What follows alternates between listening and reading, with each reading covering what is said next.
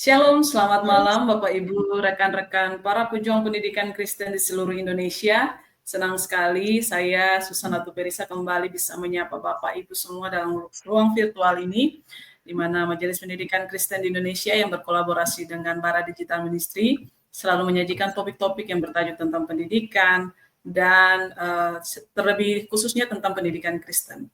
Nah, malam hari ini kita akan membahas topik yang sangat relevan dan menarik untuk kita pelajari bersama-sama dan mungkin juga bisa kita diskusi bersama dengan narasumber kita pada malam hari ini.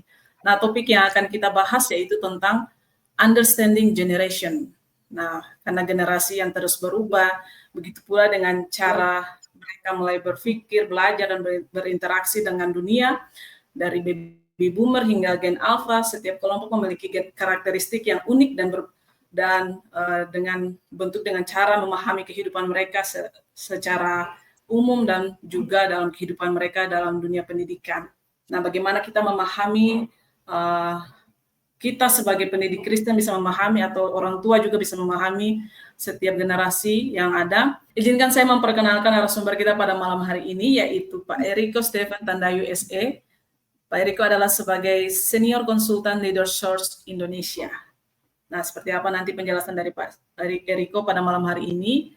Sebelumnya saya membuka dalam doa dan setelah doa Pak Eriko akan menjelaskan materi yang sudah dipersiapkan. Mari kita berdoa. Tuhan Yesus yang baik, kami bersyukur untuk kesempatan malam hari ini, di mana Tuhan memberikan kami waktu untuk belajar, dan Tuhan memberikan kami kesempatan untuk memahami maksud-Mu dalam dunia pendidikan Kristen. Kami berdoa menyerahkan hamba-Mu Pak Eriko yang akan menyampaikan materi pada malam hari ini, dengan segala persiapan yang sudah Pak Eriko siapkan, kiranya bisa menjadi berkat bagi kami semua yang mengikuti. Berkati setiap media perangkat yang kami gunakan juga, sehingga boleh berfungsi dengan baik. Terima kasih ya Bapak, di dalam nama Tuhan Yesus kami berdoa. Amin. Baik, saya serahkan kepada Pak Eriko. Terima kasih Ibu Susan, selamat malam Bapak Ibu semuanya. Salam kenal, saya dengan Eriko dari Leadersource Indonesia. Berikut saya akan menyampaikan materi tentang memahami generasi Bapak Ibu. Jadi memahami generasi ini memang sesuatu yang akan terus berkesinambungan Bapak Ibu, yang akan terus selalu berjalan ke depannya. Sehingga oleh karena itu saya memberikan judulnya Understanding Generation, jadi present continuous. Jadi kita harus selalu memahami generasi.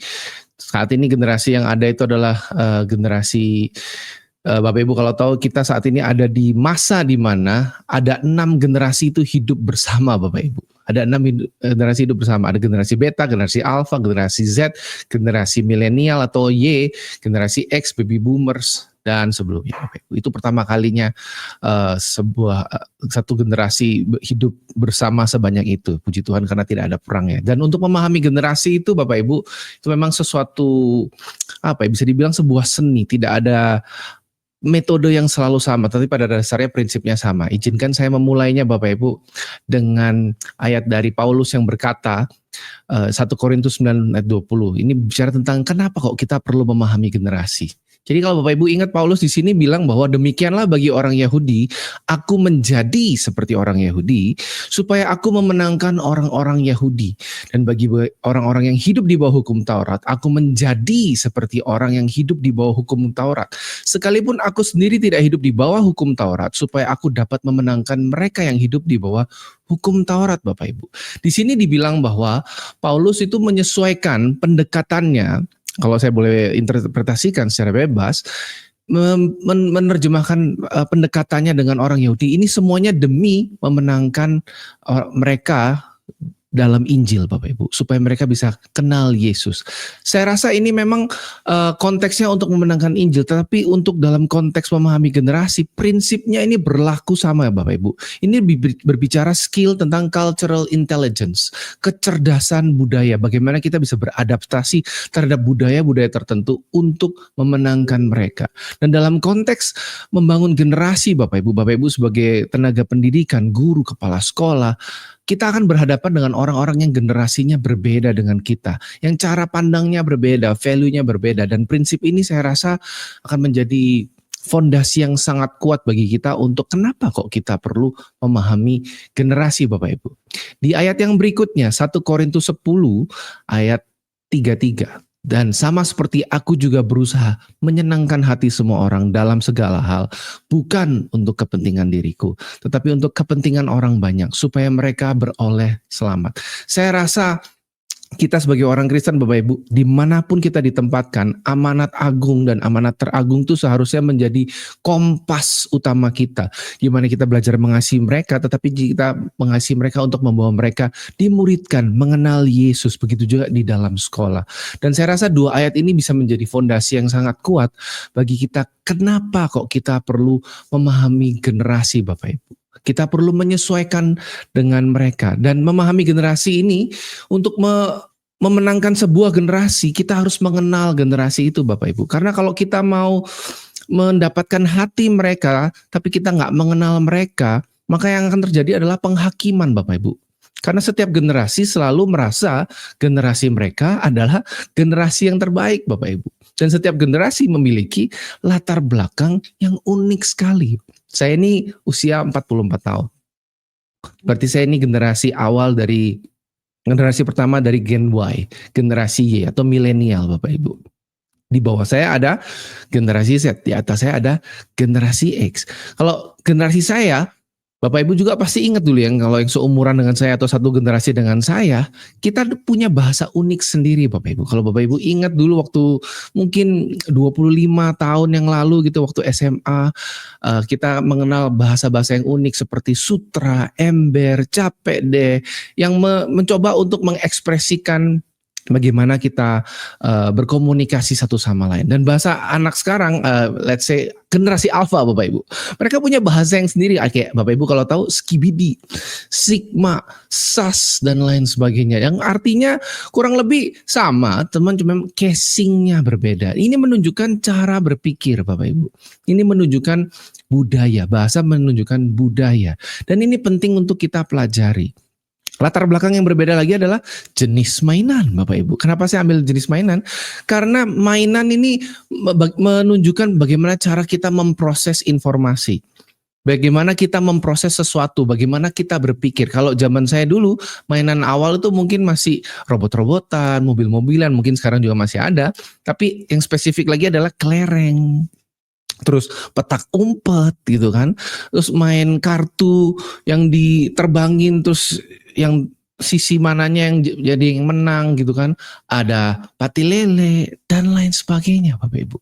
Ada di generasi saya juga transisi antara permainan digital dan analog itu terjadi. Dulu ada konsol, Bapak Ibu, ada mungkin Bapak Ibu tahu Nintendo, Sega, PlayStation dan lain sebagainya. Kalau generasi sekarang udah taunya game di HP gitu kan, generasi Alpha dan generasi Z.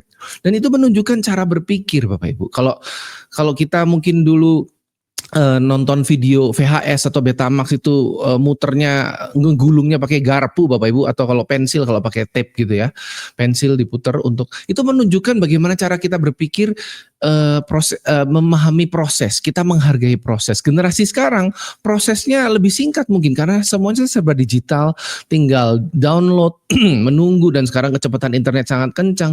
Itu menunjukkan bagaimana proses berpikir, ketahanan terhadap tanda kutip penderitaan, ketahanan terhadap proses, toleransi terhadap prosesnya berapa lama. Itu menunjukkan cara berpikirnya juga. Dan juga cara berpikir generasi sekarang karena sifatnya udah crowdsourcing, jadi kalau ngerjain sesuatu itu nggak perlu kirim-kirim file Excel atau Office lagi, kita pakai Google Drive atau mungkin pakai Trello, pakai Monday untuk kita project management, kolaborasi, crowdsource bersama.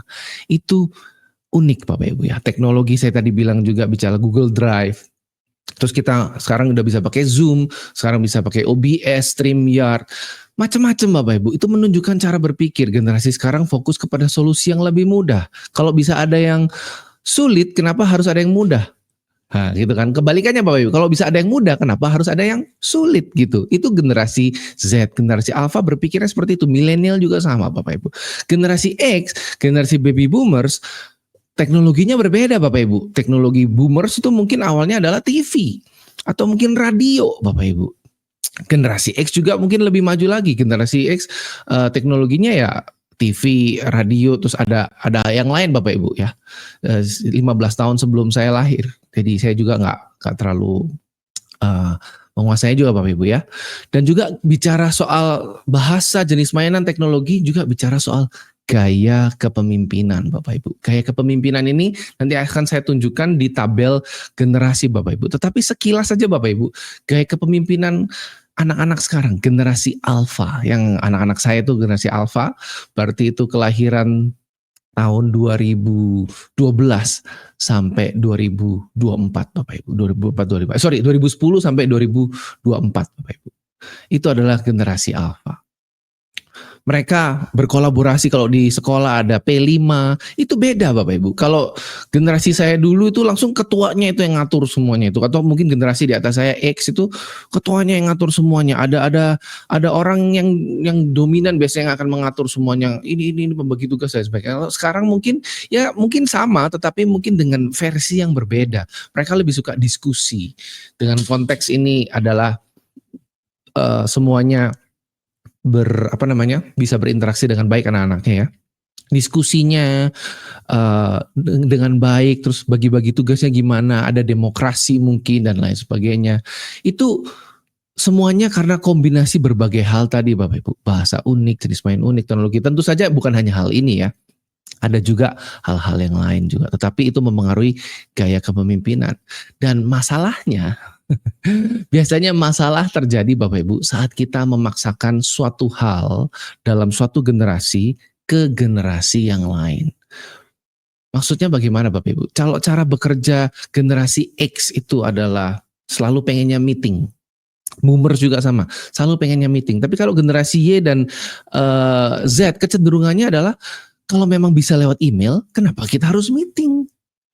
Karena meeting tidak efektif dan tidak efisien Bapak Ibu. Efektif tapi mungkin tidak efisien, waktunya terlalu lama. Kalau pakai generasi Y dan generasi Z, kita berpikirnya kenapa kita nggak pakai komen di Google Spreadsheet aja, atau di Trello atau di Monday. Jadi kita bisa lihat track recordnya, bagaimana kita berdiskusi, bagaimana kita brainstorming. Jadi semuanya bisa terlihat dengan baik. Nggak perlu semua harus di meetingkan Bapak Ibu. Itu loh Bapak Ibu salah satunya. Tapi saya mau tunjukkan tabel generasi ini ya. Bapak Ibu bisa lihat tabel generasi ini. Kita mau lihat dari tabel yang paling kiri, generasi builders. Di sini ada kategorinya, ada slang term, social markers. Tapi saya mau fokusin Bapak Ibu ke leadership style-nya. Leadership style-nya ini kalau generasi builder itu ada di controlling. Dan kalau Bapak Ibu lihat di social markernya, itu adalah Perang Dunia Kedua Bapak Ibu. Kelahiran 1925 sampai 1945. Ini datanya dari McCrindle Bapak Ibu ya. Organisasi di Australia yang melakukan penelitian. Jadi Bapak Ibu bisa lihat gak korelasi antara leadership style yang controlling.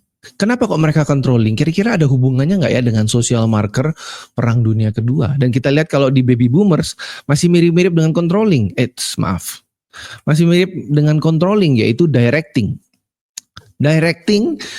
Terus generasi X juga coordinating leadership style-nya. Generasi Y itu guiding. Nah, mulai makin lama makin lebih demokratis Bapak Ibu ya. Kalau menurut Bapak Ibu, interpretasi sederhananya Bapak Ibu, karena ada Perang Dunia Kedua. Bapak Ibu dulu mungkin sering dengar narasi ya, kalau opa oma saya dulu yang mana itu adalah generasi builders, selalu ngomong kayak gini, makan tuh harus cepat Bapak Ibu. Kenapa kok kita makan harus cepat? Karena zaman dulu Bapak Ibu pada saat penjajahan Belanda atau mungkin perang Jepang dan Belanda itu, kenapa kalau kita makan nggak cepat nanti Belanda datang. Dan makan tuh nggak boleh minum dulu, makan dulu sampai habis baru boleh minum. Ada narasi seperti itu Bapak Ibu. Dan itu narasinya muncul kemungkinan besar karena tekanan dari Perang Dunia Kedua ini Bapak Ibu. Sehingga ada muncul narasi juga, wah laki-laki nggak boleh nangis, laki-laki harus tangguh. Kenapa? Kalau pada saat perang dunia itu harus cepat Bapak Ibu, semuanya harus cepat. Perasaan kurang penting. Mau nanya dulu perasaannya gimana, mental health-nya gimana, boro-boro yang penting kita bertahan hidup Bapak Ibu. Itu adalah karena narasi Perang Dunia Bapak Ibu, kondisinya mencekam. Dan ini tentu saja ini global Bapak Ibu ya. Tetapi kalau kita langsung kontekstualisasikan ke Indonesia, kita bisa ambil beberapa irisannya Bapak Ibu. Sehingga membuat cara orang memimpin, oh ya pokoknya ikut aja. Ikut dulu, oh ya siap, jadi orang nurut gitu. Bayangin kalau kita terapkan, Bapak Ibu ingat statement saya tadi sebelumnya, masalah itu terjadi waktu kita memaksakan suatu hal untuk satu generasi ke generasi yang lain. Jadi bayangin kalau kita memaksakan konteks generasi builders dan boomers ini ke dalam generasi yang paling ujung aja, Z dan Alpha ini Bapak Ibu. Controlling, directing, yang dimana mereka itu pengennya empowering, mereka ada di luar, atau inspiring. Nggak masuk Bapak Ibu, nggak masuk. Jadi kalau kita pakai sistem otoriter, pokoknya harus nurut, nggak boleh ada penjelasan, ngerti nggak ngerti, nurut, nggak masuk Bapak Ibu, nggak masuk. Karena anak sekarang, generasi Z, Alpha dan Y juga di sekolah diajarkan untuk berpikir kritis. Berpikir kritis itu basisnya adalah bertanya kenapa Bapak Ibu. Lah kalau kita harus selalu tanya kenapa, kita harus tahu kenapa kita melakukan sesuatu. Gak bisa terima instruksi gaya model generasi builders dan boomers. Disitulah konflik terjadi. Itu baru satu elemen Bapak Ibu. Udah mulai dapat gambarannya Bapak Ibu ya. Dan kita bisa bicara panjang sekali soal ini, tapi karena waktunya terbatas, saya akan hanya bahas sampai di leadership style-nya. Gimana kalau saya langsung masukkan Bapak Ibu? Bapak Ibu sekarang ada di generasi mana kira-kira? Guru-gurunya, kepala sekolah, guru-guru mungkin saat ini ada di generasi saya, mungkin ya generasi Y, ada beberapa yang mungkin ada generasi Z yang usia 20 sampai 30-an something gitu. Terus mungkin juga ada beberapa yang mungkin generasi X, tapi mungkin juga ada kepala sekolah yang X atau boomers. Saya agak sangsi kalau ada yang di builders juga Bapak Ibu. Mungkin di guru juga ada beberapa, ada yang boomers, 1 atau 2 atau mungkin beberapa. Nah, perhatikan bagaimana Bapak Ibu berkomunikasi satu sama lain. Kesalahpahamannya biasanya karena apa? Dengan melihat tabel generasi ini, apakah kira-kira Bapak Ibu jadi lebih mengerti? Oh, pantasan setiap kali saya ngobrol dengan Bapak ini atau Ibu itu kayak ada yang gak nyambung karena memang cara berpikirnya berbeda Bapak Ibu. Cara memproses informasinya berbeda Bapak Ibu. Begitu ya Bapak Ibu ya. Dan kita mau lihat sekilas nih Bapak Ibu di generasi Y. Lebih dalam lagi. Bapak Ibu lihat nih, yang paling kiri ini ya, kiri atas ini. Mohon maaf. Mereka lihat used to learn new skill daily. Jadi bagaimana mereka belajar memperoleh skill baru setiap hari itu 42% dari website. 41% dari YouTube Bapak Ibu. 38% Instagram, mungkin ada TikTok juga di bawahnya. Kata-kata yang digunakan untuk mendeskripsikan mereka yaitu independent 52%, generous, dependable, bisa diandalkan, independent. Bayangin kita ambil ini aja dulu Bapak Ibu, independent. Kita sebagai generasi boomers atau generasi X mencoba untuk memimpin generasi Y, mungkin guru-gurunya. Kalau murid-muridnya kan nggak mungkin generasi Y ya. Rata-rata murid-muridnya kalau SMA pun tuh bukan generasi Y, itu mereka Z. Bagaimana orang yang independent ini dan dependable ini kita harus micromanaging. Semuanya harus laporan, dikit-dikit laporan. Gerah nggak Bapak Ibu generasi Y-nya? Nggak masuk. Akan ada tanda kutip pemberontakan. Karena tidak sesuai dengan natur mereka. Mereka sukanya independen Bapak Ibu. Dan qualities value in leader. Jadi generasi Y, kalau kita lihat kolom ketiga ini, dari kolom ini Bapak Ibu, yang sebelah kiri. Kualitas yang dihargai dari seorang pemimpin adalah 60% komunikasi yang jelas. Bisa approachable, bisa mudah untuk didekati Bapak Ibu. Terus 55% integritas dan accountability, apa yang diomongin sejalan dengan apa yang dilakukan Bapak Ibu. Komunikasinya harus jelas. Mohon maaf Bapak Ibu, memang kadang komunikasi untuk dari beberapa generasi tertentu itu memang kurang jelas Bapak Ibu, sehingga generasi Y, generasi Z, Alpha juga nggak paham karena ada keterbatasan. Dan kita bisa lihat kolom yang terakhir, hal-hal yang dihargai ketika mencari kerja. Flexible working hours, convenient location, accessible and approachable leadership. Jadi bicara tentang approachable leadership. Leaders yang bisa diajak ngobrol. Mungkin bukan sebagai teman, tetapi paling tidak bisa memahami POV-nya atau point of view perspektif dari generasi tersebut. Ini adalah bicara generasi Y Bapak Ibu. Kenapa saya fokusnya ke generasi Y, ke generasi yang lebih muda? Karena kita akan banyak berurusan dengan mereka Bapak Ibu. Dan kita harus selalu fokus ke generasi berikutnya Bapak Ibu. Bukan berarti saya nggak bermaksud untuk mengecilkan generasi yang sebelumnya Bapak Ibu. Tetapi kita harus selalu fokus ke generasi berikutnya. Kenapa? span hidup mereka jauh lebih panjang Bapak Ibu. Mereka itu adalah pemimpin generasi berikutnya Bapak Ibu. Generasi Z mirip-mirip, mereka belajarnya dari TikTok, kira di atas Bapak Ibu, Instagram, YouTube. Kata-kata yang dipakai untuk mendeskripsikan mereka independen, punya determinasi, kreatif. Benar Bapak Ibu. Gen Z itu kreatif sekali Bapak Ibu. Saya pernah ketemu dengan seorang freelancer TikTok Bapak Ibu. Usia 21 tahun. Kemana-mana tuh bawaannya kok satu koper besi segede gini gitu lah. Ukuran ya mungkin di bawahnya ukuran cabin size gitu ya. Itu adalah alatnya dia untuk bikin konten Bapak Ibu. Dan Bapak Ibu tahu saking kreatifnya dia bisa bikin apa saja dalam waktu hitungan jam Bapak Ibu. Tarifnya juga nggak murah Bapak Ibu. Bisa belasan juta untuk satu kali project gitu kan. Itu baru umur 20 something Bapak Ibu, itu Gen Z ya. Luar biasa. Qualities value in a leaders, approachable, komunikasi yang jelas dan memiliki empati Bapak Ibu. Ini adalah Gen Z Bapak Ibu. Bagaimana dengan generasi Alpha? Generasi Alpha ini ada facts dari McCrindle juga. Mereka itu di tahun 2025 jumlahnya ada 2,2 miliar Bapak Ibu. 2,2 miliar. Kita bisa lihat di bagian kolom 8 ini, take in, take out. Take in itu adalah teknologi yang mereka terima, itu AirPods, Siri, Apple Watch, AI, 5G. Kalau kita dulu pertama kali saya Bapak Ibu Gen Y, HP pertama saya itu Nokia berapa? Saya lupa Nokia.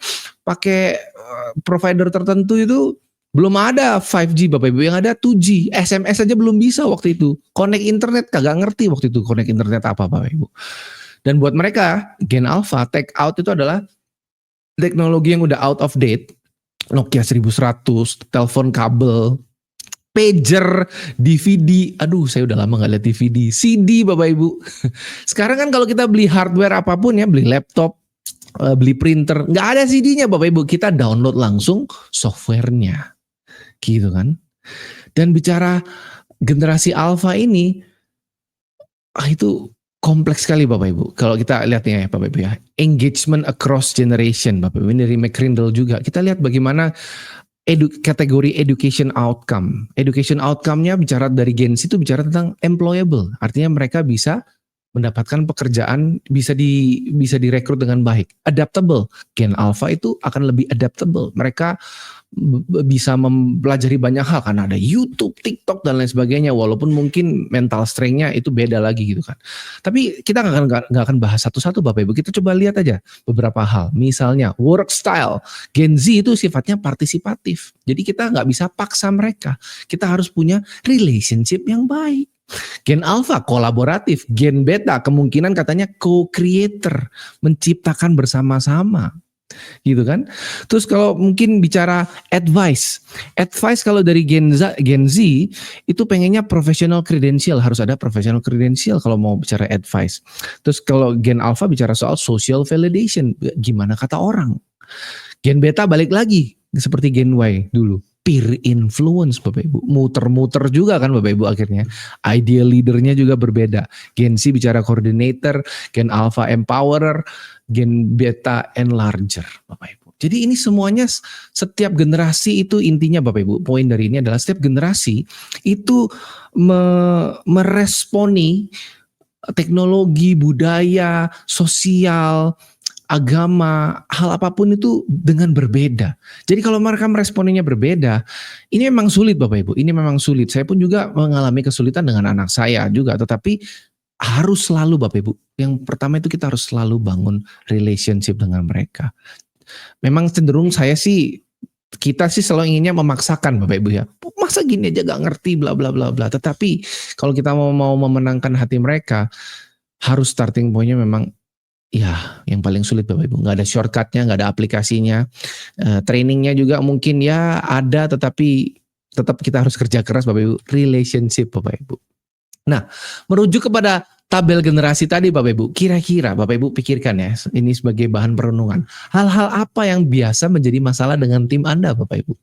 Apakah masalah komunikasi karena leadershipnya kita stylenya gaya commander Bapak Ibu, gaya komandan gitu kan, itu gaya perang dunia kedua, gaya generasi boomers gitu kan. Pokoknya harus nurut, ngerti nggak ngerti ngikut aja gitu kan. Saya bosnya, kayak gitu. Apakah seperti itu atau kita gayanya komunikasinya biasanya kurang jelas sehingga ada banyak pertanyaan. Macam-macam Bapak Ibu potensinya ya. Bapak Ibu boleh analisa sendiri. Kira-kira hal apa yang jadi masalah. Lalu biasanya dengan generasi mana yang biasanya Anda memiliki masalah Bapak Ibu? Kalau kita merujuk kepada tabel generasi. Biasanya ya paling umum adalah kita punya masalah dengan generasi di atas atau dengan di bawah. Itu kan Bapak Ibu. Kalau generasinya sama biasanya kemungkinan Bapak Ibu. Kemungkinan besar kita masalahnya lebih sedikit. Atau mungkin ya kalau tidak ada sih kayaknya nggak mungkin ya. Ada tetapi mungkin nggak terlalu signifikan. Lalu yang perenungan berikutnya Bapak Ibu, merujuk pada tabel generasi tadi, kira-kira solusi apa Bapak Ibu yang bisa diterapkan dengan tim Anda? Solusinya bagaimana Bapak Ibu? Untuk kita bisa bekerja, berkolaborasi dengan baik, fokus pada visi yang Tuhan sudah berikan kepada sekolah masing-masing, sehingga guru dengan guru bisa bekerja sama dengan baik yang beda generasi, guru dengan kepala sekolah juga bisa, dengan yayasan, tetapi guru dengan murid juga baik, dan juga murid dengan kepala sekolah, yayasan, semuanya bersinergi, beririsan dengan harmonis Bapak Ibu. Kira-kira bagaimana ya? Ini saya ambil dari bilangan Research Center Bapak Ibu, dari ekspresi generasi Z yang versi singkat ya. Ini generasi Z berkata bahwa ini topiknya Tuhan dan dinamika kehidupan. Yang paling sering membuat mereka tertekan dan khawatir atau takut adalah bicara soal masa depan. 37,5%. Berikutnya, Tuhan meninggalkan saya. Dampak dari kesalahan yang saya lakukan. Ini menunjukkan bagaimana mereka, apa yang mereka pikirkan, apa yang mereka khawatirkan, apa yang mereka hargai, apa yang mereka value Bapak Ibu. Jadi kayak contoh, relasi dengan orang tua, mungkin mereka khawatir atau takut, ya ada tapi sedikit Bapak Ibu. Kenapa? Ada kemungkinan karena kondisi udah damai, nggak ada perang, ekonomi ya kita sekarang lagi bergejolak, tetapi biasanya orang tuanya Gen Z itu adalah milenial, itu mereka karena milenial lebih banyak belajar, tahu cara parenting yang baik sehingga itu nggak terlalu jadi kekhawatiran. Tapi mungkin bicara masa depan karena kondisinya mereka nggak ngerti dengan the rise of AI, bagaimana mereka akan dapat pekerjaan atau tidak. Tentang iman tuh ternyata cukup besar, berarti ada kemungkinan mereka nggak dapetin jawaban juga mungkin di gereja atau di komunitas. Sehingga ini bisa jadi concernnya kita, bagaimana kita bisa mulai masuk bangun relasi dengan mereka Bapak Ibu. Mungkin ngobrolin tentang Tuhan, gitu kan, dari sisi ini tanya dulu tentang Tuhan bagaimana. Ini bisa menjadi amunisi kita Bapak Ibu, menjadi amunisi konteks kita untuk melakukan pendekatan terhadap generasi Z misalnya. Lalu ada 3 hal utama yang membuat aku malas atau enggan datang ke gereja. Generasi Z malas ke gereja biasanya kenapa? 29,4% bilang sikap orang dewasa yang menghakimi saya sesuai pandangan mereka.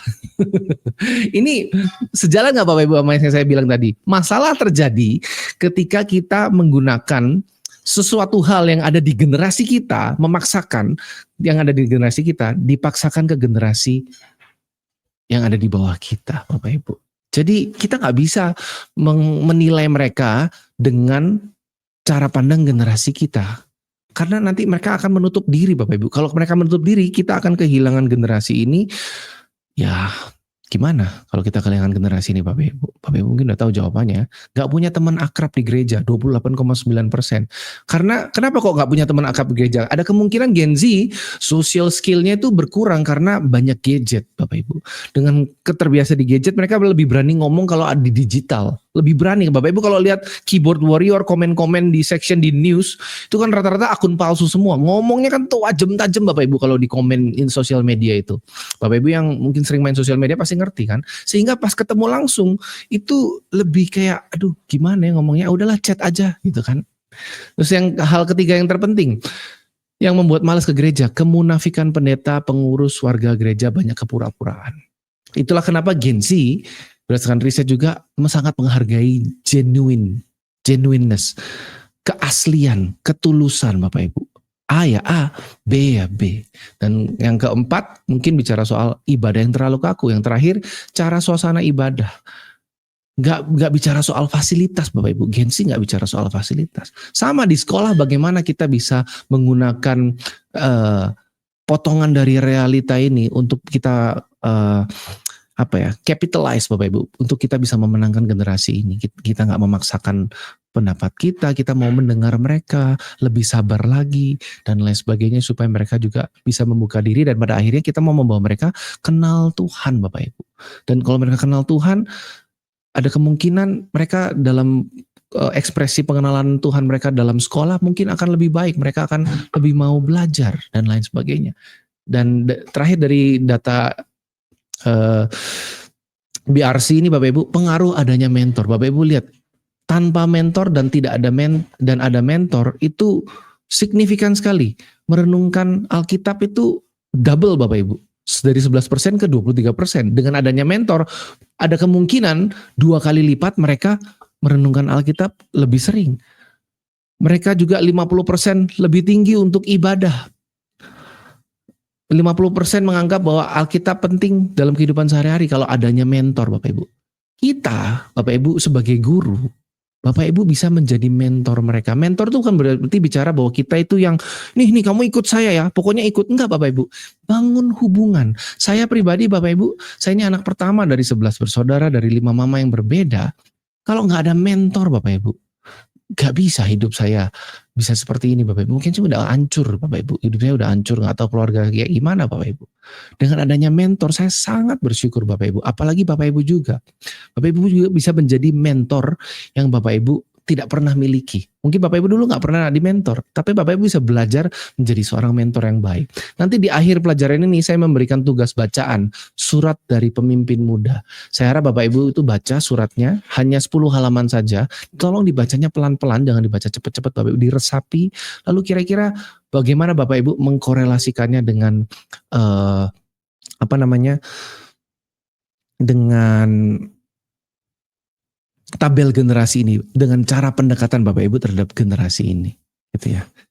Saya mau memberikan penekanan Bapak Ibu di 1 Korintus 9 ayat 20 yang tadi kita baca di awal. Demikianlah bagi generasi Z, aku menjadi seperti generasi Z supaya aku memenangkan generasi Z Bapak Ibu. Bapak Ibu bisa ganti itu. Kalau Bapak Ibu generasi X mau memenangkan generasi Y, mungkin staf guru-gurunya, bagi generasi Y, aku menjadi seperti generasi Y supaya aku memenangkan generasi Y. Artinya gimana Bapak Ibu? Ya kita perlu menenggelamkan diri kita dalam konteks generasi yang ingin kita jangkau, yang kita pimpin Bapak Ibu. Kalau enggak, mustahil. Lah Paulus saja Bapak Ibu menyangkal dirinya sedemikian rupa demi Injil untuk bisa memenangkan orang-orang Yahudi, orang-orang Samaria. Karena memang dia dipanggil untuk memenangkan orang-orang di luar Yahudi Bapak Ibu. Bagaimana dengan kita? Apa kita mau hanya sampai batas formalitas saja? Kalau itu yang Bapak Ibu inginkan ya kita siap-siap kehilangan generasi. Formalitaslah yang kita akan dapatkan. Gak bisa Bapak Ibu. Kita harus jangkau generasi ini. Mulai dari guru-gurunya, mungkin mulai dari murid-muridnya, sesama guru juga bagaimana kita menjangkau ke atas juga. Bagi generasi X aku menjadi seperti generasi X. Gitu Bapak Ibu. Dan prinsip-prinsip sederhana Bapak Ibu dalam memahami generasi dan membangun generasi ini, ya yang pertama seperti yang saya sudah sampaikan kepada Bapak Ibu, data-data tadi, gunakan data-data yang ada untuk mempelajari ciri-ciri mereka. Tadi saya dapatnya dari McCrindle, ada bilangan Research Centers. Bapak Ibu bisa dapat juga banyak dari We Are Social, dari Millennial Research, dari IDN Times, dari APJII, macam-macam Bapak Ibu. Behaviornya, karena behaviornya generasi Y, Z, Alpha ini rata-rata mostly sekarang di dunia internet Bapak Ibu. Setelah Bapak Ibu pelajari, dikenali dan dipahami Bapak Ibu. Supaya Bapak Ibu tahu cara untuk pendekatan dengan mereka. Sebelum pendekatan, Bapak Ibu perlu bangun hubungan dengan mereka. Bangun hubungan itu sesimpel apa Bapak Ibu? Ngobrol, makan bakso bareng, atau makan cireng bareng Bapak Ibu, atau apapun lah snack di daerah Bapak Ibu masing-masing ya. Saya ada di Bandung, jadi snack saya batagor, cireng gitu Bapak Ibu, bakmi. Ya mungkin nggak akan jauh-jauh Bapak Ibu. Tergantung budget saja, sesuaikan. Tapi ya nggak harus setiap hari juga Bapak Ibu. Tapi ya bisa santai sambil nonton ada anak-anak main basket di sekolah atau di kantin, ngobrol bareng, diperhatikan dengan tulus, bukan untuk supaya kita ada sebagai bahan pencapaian mereka. Jangan jadikan mereka sebagai bahan pencapaian kita, Bapak Ibu. Dan setelah kita bangun hubungan dekat berdasarkan ciri-ciri mereka tadi yang kita lewat data, kita klarifikasi lewat bagaimana kita mengenal mereka di lapangan, kita sesuaikan cara kita untuk membangun hubungan dengan mereka. Tujuan akhirnya adalah ya kita mau membangun mereka. Kita membawa mereka untuk kenal Tuhan lewat pelajaran-pelajaran di sekolah, lewat firman Tuhan, lewat hidup kita, Bapak Ibu. Itu Bapak Ibu. Prinsip, kalau saya bisa concise ya, saya bisa rangkum prinsip-prinsip memahami generasi, Bapak Ibu. Nah, saya mau kasih Bapak Ibu PR. Saya mau kasih Bapak Ibu PR, saya nggak tahu Bapak Ibu usia berapa, tapi saya ambil yang generasi Z saja. Studi kasus Bapak Ibu. Katakanlah ada seorang namanya Chris, seorang guru muda 22 tahun, potensinya tinggi, tapi mengalami kesulitan tentang rendah diri, malu untuk berpendapat karena mungkin orang tuanya itu bercerai, jadi keluarga disfungsional. Jadi kira-kira apa yang terjadi dalam keluarganya itu menyebabkan dia rendah diri, malu dan berpendapat. Dan Bapak Ibu adalah pemimpin dari organisasi pendidikan. Dalam arti pemimpin ini saya nggak bicara soal, kalau Bapak Ibu dengerin sesi What is Leadership sebelumnya, pemimpin ini nggak bicara soal posisi Bapak Ibu ya, tetapi bagaimana kita bisa membawa orang-orang ikut dalam pergerakan. Dalam konteks Bapak Ibu adalah pergerakan di sekolah. Bapak Ibu adalah rekan kerjanya, pemimpinnya, yang punya hati untuk membangun bangsa lewat generasi muda. Kira-kira hal apa yang Bapak Ibu akan lakukan untuk Chris dan bersama Chris berdasarkan prinsip-prinsip sederhana yang tadi saya sudah sampaikan. Kenali mereka, pahami, lalu bangun hubungan, dan cari cara, Bapak Ibu. 4 prinsip tadi Bapak Ibu, bagaimana Bapak Ibu akan menerapkan ini. Karena kalau saya berikan tips-tips bisa Bapak Ibu, tetapi akan jauh lebih berdampak kalau Bapak Ibu menggunakan prinsip yang saya berikan tadi dalam studi kasus ini. Silakan Bapak Ibu ya. Jadi ini bukan PR yang perlu dikumpulkan, jadi Bapak Ibu nggak usah DM saya. Tapi kalau mau DM pun ya nggak masalah, di Instagram ada, saya senang sih kalau bisa diskusi. Jadi boleh di screenshot atau di pause Bapak Ibu ya. Terus saya kan tadi juga memberikan Bapak Ibu dokumen ya untuk dibaca. Mungkin nanti nggak tahu dari MPK memberikannya ada di link atau di QR code-nya. Pelajaran apa yang Bapak Ibu pelajari dari surat dari pemimpin muda terkait memahami generasi. Ini suratnya 10 halaman Bapak Ibu, dan ini bagus sekali. Ini isi suratnya itu ada banyak golden nuggets-nya Bapak Ibu. Ada banyak sekali dagingnya yang kita bisa ambil tentang prinsip untuk memahami generasi Bapak Ibu. Itu saja dari saya. Selesai. Semoga ini bisa membantu. Apakah ada pertanyaan? Saya kembalikan ke Bu Susan. Terima kasih. Ya, baik. Terima kasih Pak Eriko untuk pemaparan materinya pada malam hari ini. Wah, luar biasa kita memahami generasi per generasi ya, dari pembelajaran yang Pak Eriko sampaikan pada ini.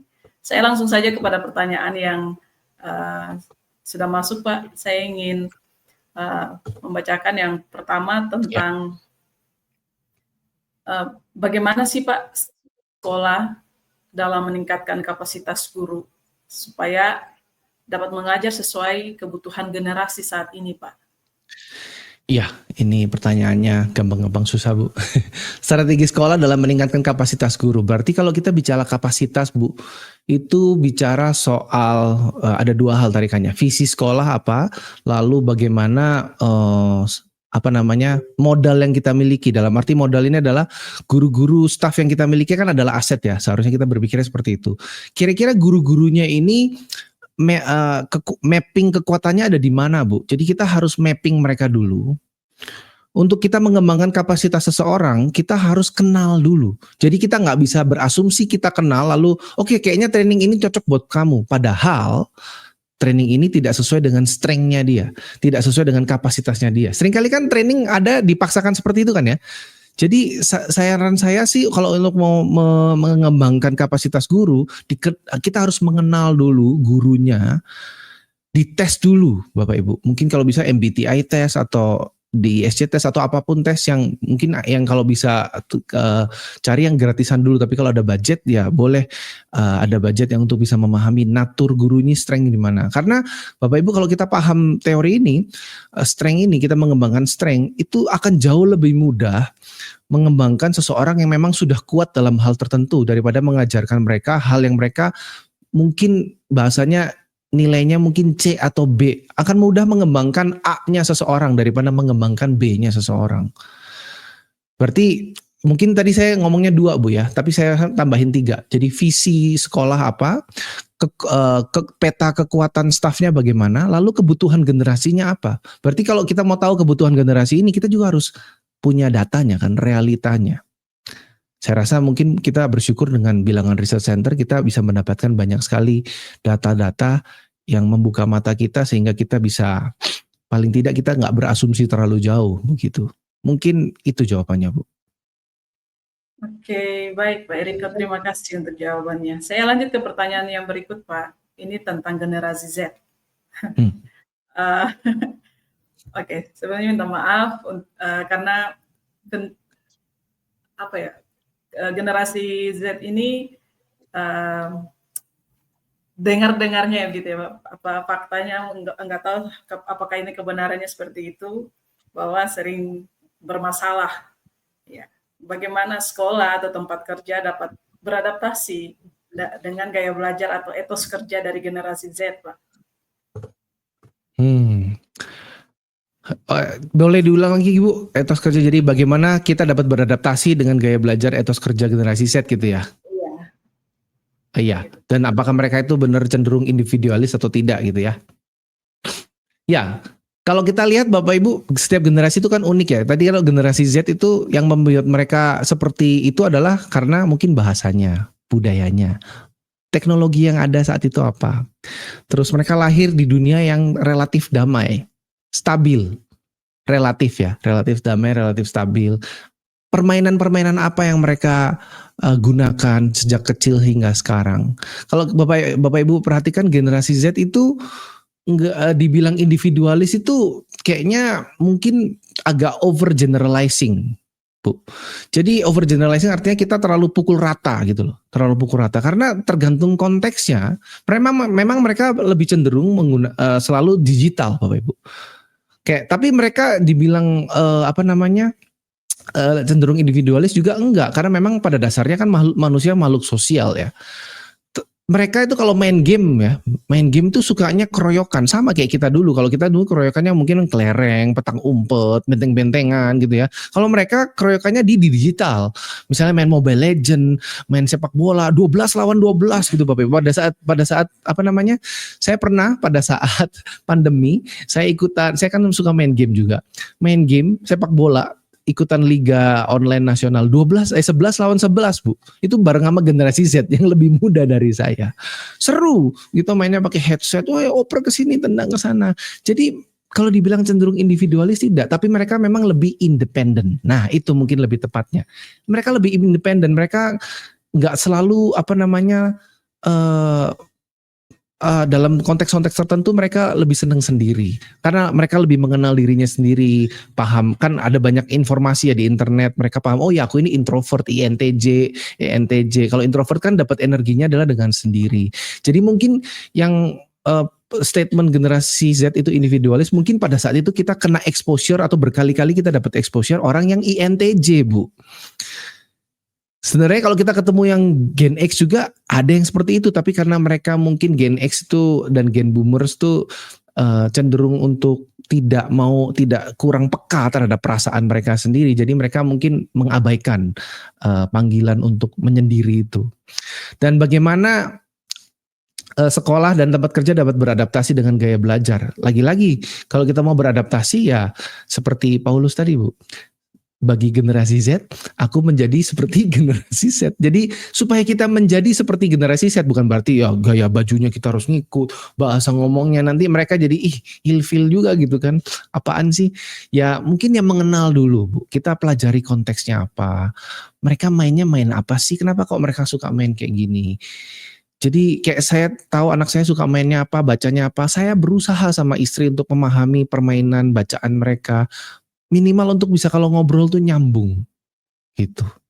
Dan habis itu ya disesuaikan dengan tujuan. Kalau dalam konteks sekolah ya gaya belajar etos kerja kita sesuaikan. Kalau Gen Z sukanya yang efisien, Bapak Ibu. Kalau bisa kita email atau spreadsheet atau chat, ngapain meeting kayak gitu kan? Contohnya salah satunya. Iya, jadi meeting itu memang relatif membuang waktu kalau memang kita nggak tahu apa yang kita omongin gitu kan. Kalau mau meeting mungkin kita udah siapkan semuanya, dokumen udah disiapkan, jadi semuanya tinggal laporan cepet tek pada meeting selesai.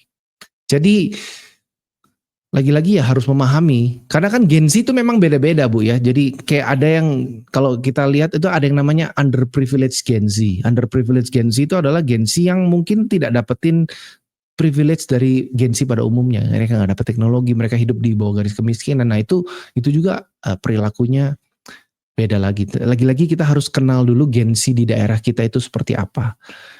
Jangan artinya data dari BRC, McGrindle tadi itu kita telan mentah-mentah. Enggak, kita harus kontraskan dengan kenyataan di lapangan, Bu. Sehingga nanti kita lihat, oh ternyata kayak gini tuh aslinya. Oke, kita dokumentasikan, catat, lalu gimana kita mau actionnya. Gitu, Bu. Baik, terima kasih Pak Eriko untuk jawabannya. Harapannya generasi-generasi sebelum Gen Z bisa mengerti ya. Supaya tidak bentrok. Terima kasih Pak Eriko. Jawaban Pak Eriko yang terakhir menjadi pertanyaan terakhir juga. Dan akhir dari sesi ini saya persilakan Pak Eriko untuk menyampaikan closing statement dan juga ditutup dalam doa.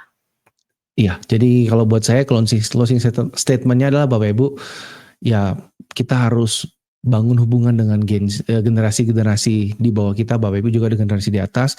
Bagaimana membangun hubungannya supaya lebih efektif, ya kita harus pelajari ciri-cirinya, karakteristiknya. Tapi mungkin kalau kita nggak punya akses untuk data, yang mana mungkin unlikely ya, data ada banyak, ya minimal kita bangun hubungan, kenali mereka, konteksnya mereka. Kenal itu kan nggak bisa sebentar ya, nggak bisa 1-2 bulan, kadang bisa setengah tahun, 1 tahun. Jadi ya nggak bisa minta cepet-cepet Bapak Ibu, perlu proses. Mungkin itu dari saya. Oke, kita tutup dalam doa Bu ya.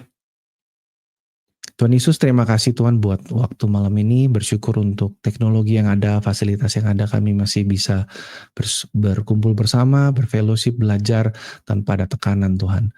Tuhan, biar apa yang sudah kami pelajari itu bisa menjadi rema dalam hati kami, dan tidak hanya menjadi rema Tuhan, biar Roh Kudus yang memberikan kami keberanian untuk mengambil tindakan Tuhan atas apa yang sudah kami pelajari dalam bentuk yang nyata, langkah iman yang pertama, sehingga kami tidak hanya berhenti di pengetahuan saja Tuhan, tapi kami benar-benar mengambil tindakan yang nyata untuk mewujudkan, menangkan generasi-generasi berikutnya Tuhan, supaya tidak ada generasi yang hilang Tuhan, supaya tidak perlu ada lagi terjadi kitab ulangan Tuhan, sehingga semua orang generasi bisa melihat Tuhan kebesaran Tuhan, kemuliaan Tuhan dalam hal yang praktis Tuhan di kehidupan sehari-hari. Terima kasih Tuhan, dalam nama Tuhan Yesus, amin. Baik, terima kasih Pak Eriko sekali lagi. Sama-sama Bu. Kita diberkati luar biasa, dan jangan lupa Bapak Ibu, rekan-rekan untuk bisa di-share kepada teman-teman atau rekan-rekan Bapak Ibu yang lainnya, supaya banyak orang juga diberkati melalui tayangan live streaming pada malam hari ini. Dan Pak Eriko, mungkin masih ada kesempatan berikut-berikutnya untuk menyampaikan materi lagi. Mohon tidak bosan-bosannya. Dengan senang hati, jadi berkat buat kami semua. Tuhan memberkati Bapak dalam setiap tugas, tanggung jawab, dan pelayanan, juga keluarga. Tuhan berkati. Dan kita jumpa lagi minggu depan dengan topik dan narasumber yang berbeda. Selamat malam, Tuhan Yesus memberkati kita semua. Tuhan Yesus memberkati.